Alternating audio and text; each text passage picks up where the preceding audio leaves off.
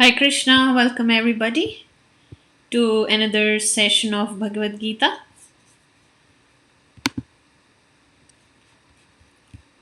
We will be doing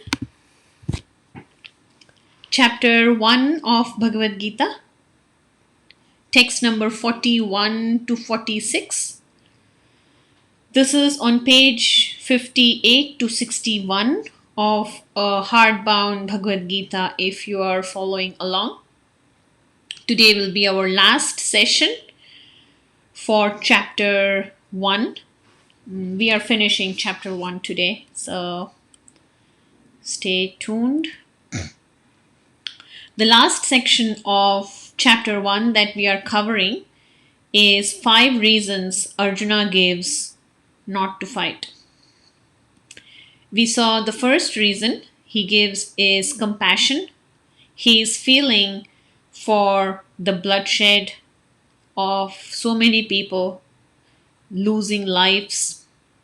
His heart is filled with compassion for all those people who are standing on the battlefield ready to fight. Enjoyment. He gives the second reason as enjoyment. He's saying that a kingdom is usually to be enjoyed with family. Here I am standing on the battlefield to kill my own family members. After killing these family members, even if I get the kingdom, with whom am I going to enjoy this kingdom? Third reason Arjuna gives is fear of sinful reactions. He's saying killing is sinful, and when I kill all these people on the battlefield, I will incur sin. Fourth reason he gives is destruction of family. When men are killed in the battle, the women become widow and they are vulnerable to other men, become prey to other men, and what's produced is unwanted progeny which will create a chaos in the society. This is where we left off last time. We will continue further, and Arjuna gives few more reasons of destruction of family.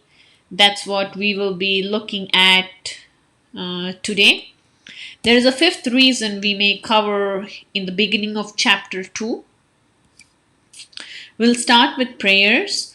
Om Ajnanaatimirandhasya Jnananjana Shalakaya Chakshurunmilitam Yena Tasmai Shri Guruve Namaha. I offer my respectful obeisances unto my spiritual master who, with the torchlight of knowledge, has opened my eyes which were blinded by the darkness of ignorance. Hare Krishna, Krishna Krishna, Hare Hare, Hare Rama, Rama Rama, Hare Hare. My dear Lord and the spiritual energy of the Lord, kindly engage me in your service. I am now embarrassed with this material service. Please engage me in your service. We left off at text 40 and we will be starting from text number 41 of chapter 1.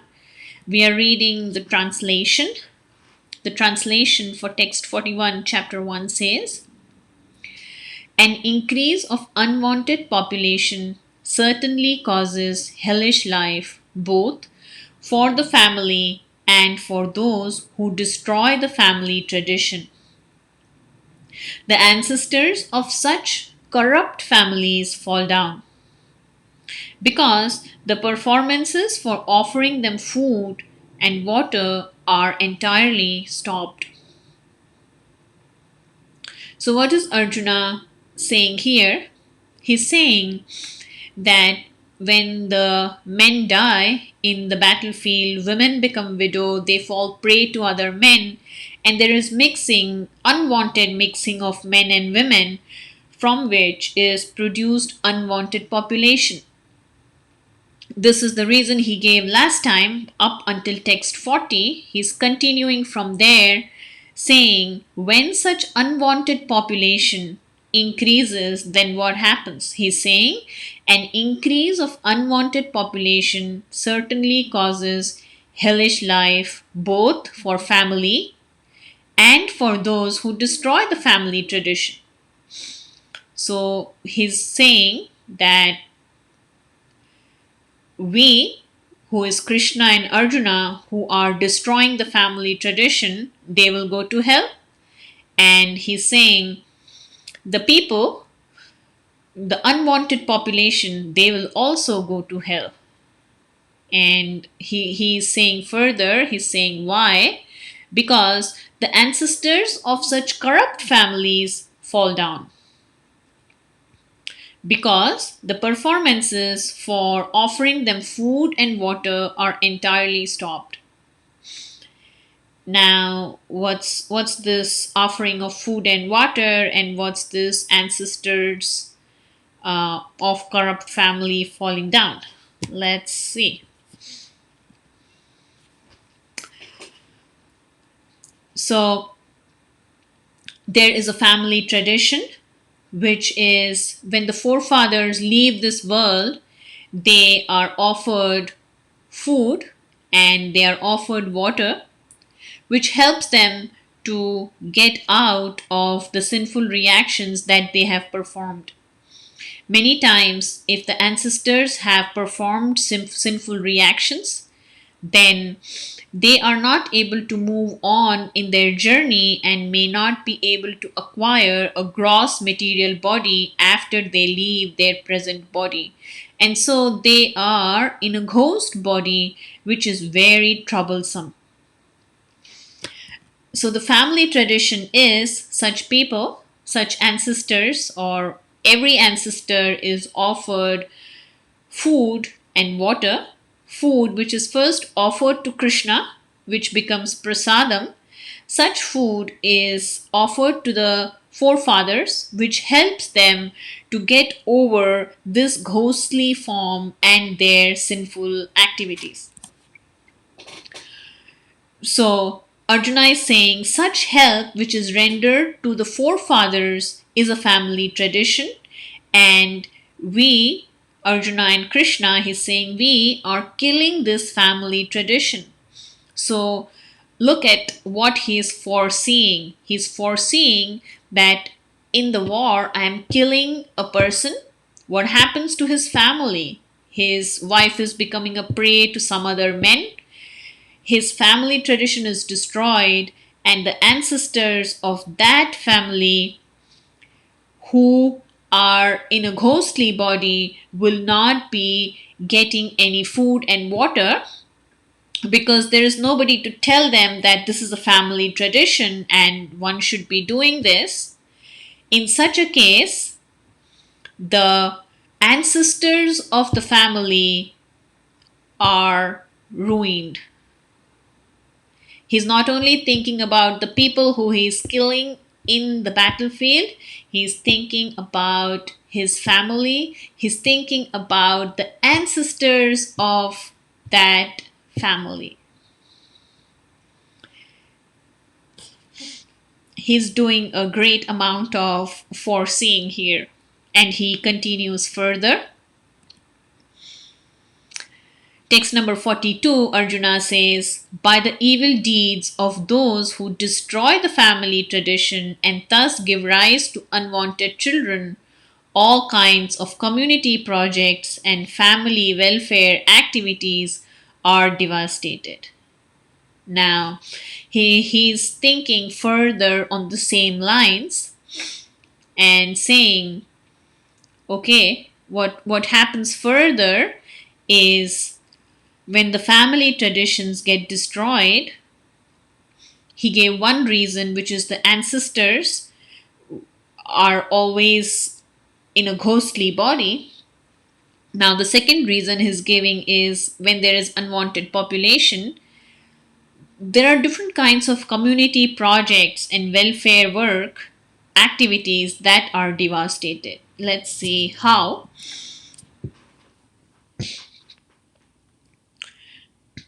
Community projects, for four orders of human society. So the four orders of human society are brahmachari, grahastha, vanaprastha, and sannyas.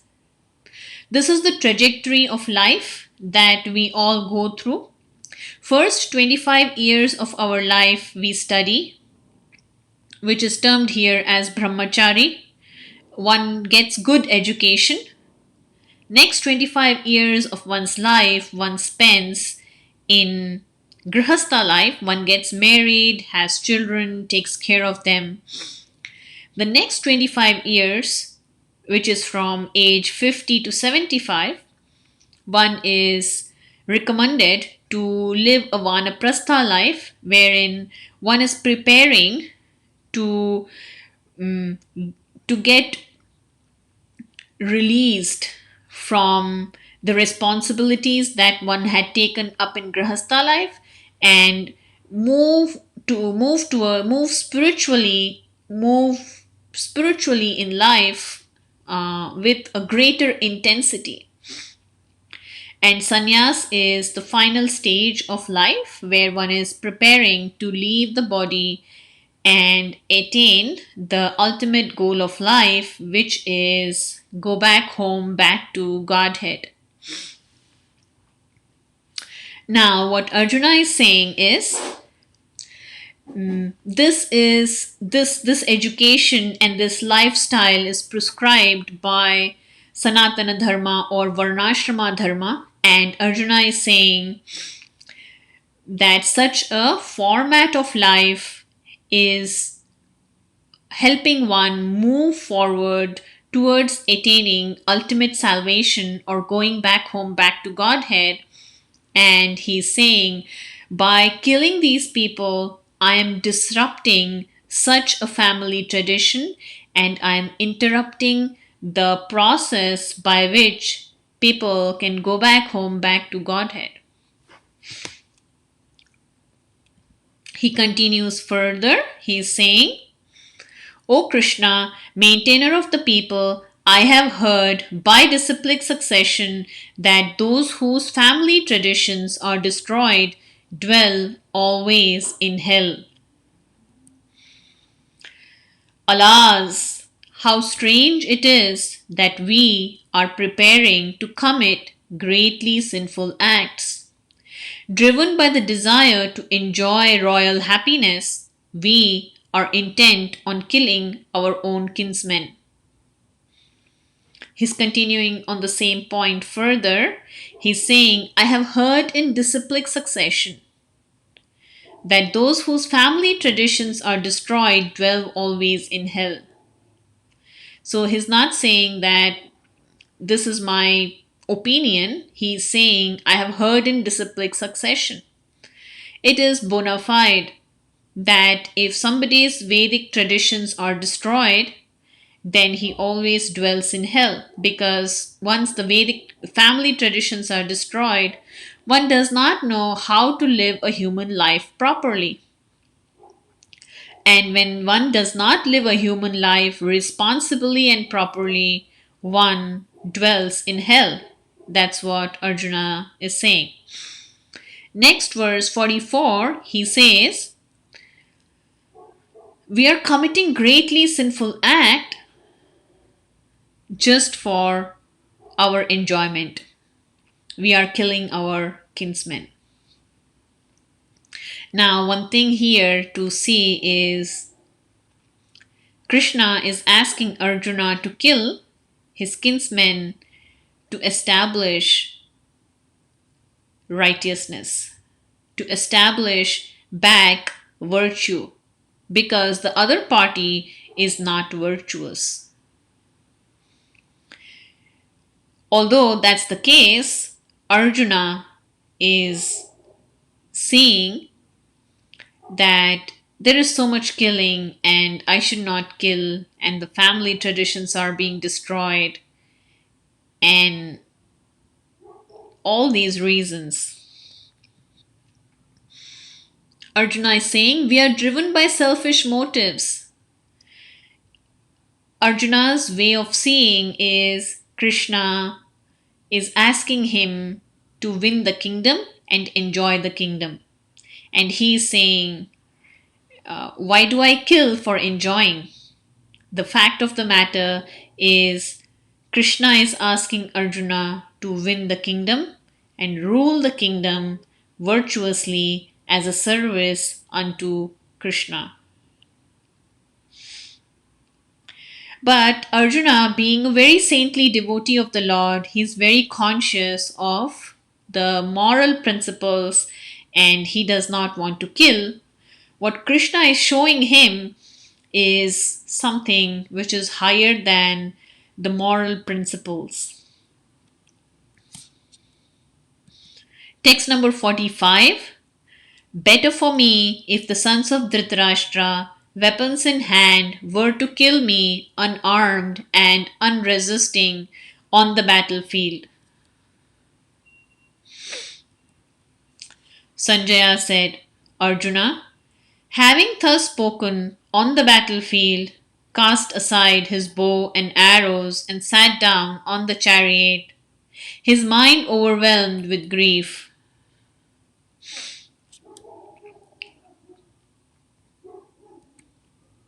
What is Arjuna foreseeing in these two verses? There is a principle which says in a war, when somebody is unarmed, they should not be attacked. However, Arjuna is saying, I don't mind if the opposite party attacks me when I am unarmed, but I will not fight.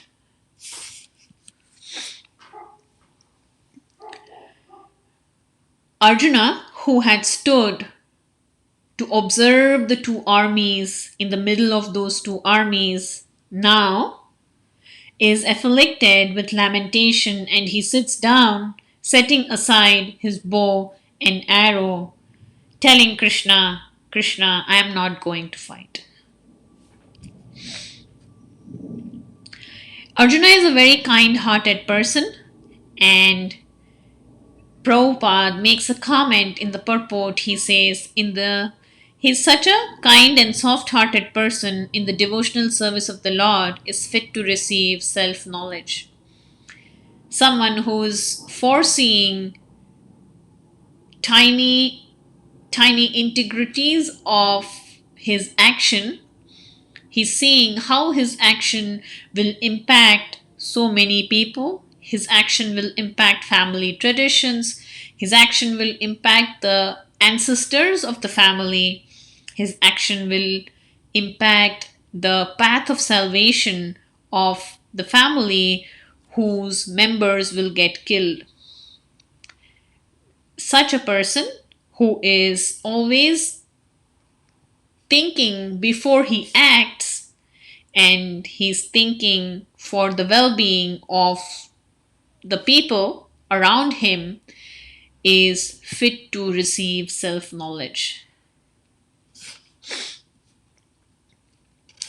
Summarizing the 5 reasons that Arjuna gives to not fight, he says compassion. He is not wanting bloodshed and killing of so many people.